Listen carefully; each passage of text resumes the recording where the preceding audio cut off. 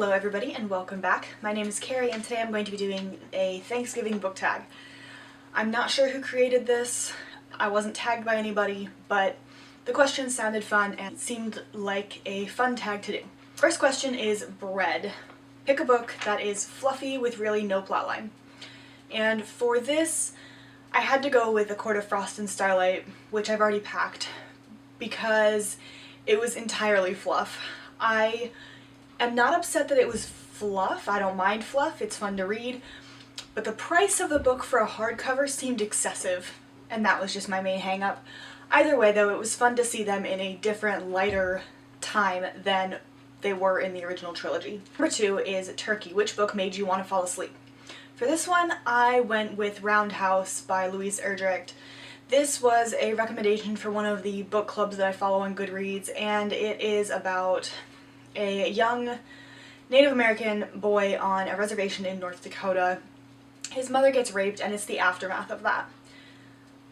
I was just so bored by that book and so uncomfortable while reading it that if I didn't want to fall asleep because I was bored, I wanted to put it down, run away, and never look back. I didn't do either of those things though. I did finish it. I just didn't like the book a whole lot, which was disappointing because I was really excited going into it. Number 3 is Gravy. Which book made a series worth reading? I don't know. Usually I don't have one book that makes an entire series worth reading. I can differentiate between the books I like more in the series, but generally the series as a whole for me works pretty well, even if some books are less favorite than others. Number 4 is Stuffing. Pick a book that is stuffed with action. For this one I went with The House of Four Winds by Mercedes Lackey and Mallory, because this book has a young woman who decides to cross the ocean in search of creating her own swords hall. She's the daughter of a duke and a duchess, but the duke and duchess have 12 daughters, and so each of those daughters learn their own skill so that they can go out in the world and take care of themselves and support themselves. The eldest daughter, Clarice's skill is swordsmanship, and she wants to start her own swordsmanship school.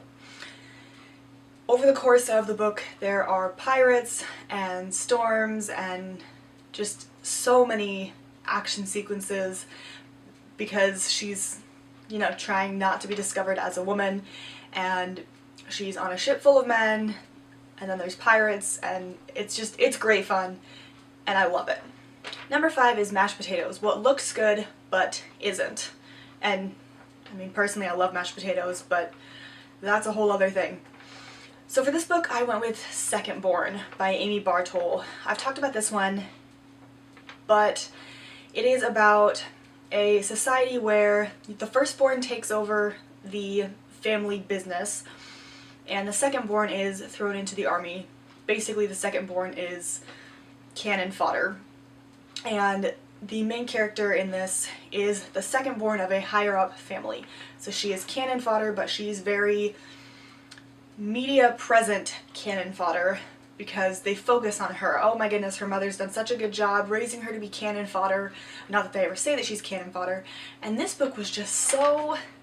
it had such a good premise, and then it crashed and burned like the Hindenburg, and it was painful. I'm hoping the second book is better, but I'm also not holding my breath. Number 6, Cranberries. Choose a book with the sweetest romance. I have to go with Cry of the Ice Mark for this.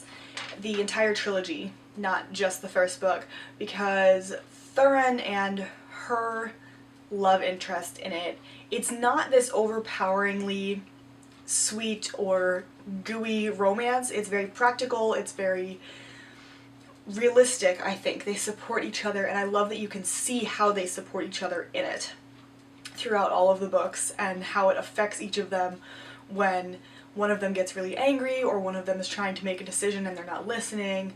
I really liked the dynamic between them and I thought it was beautiful. Number 7, Corn. What is the corniest book ever?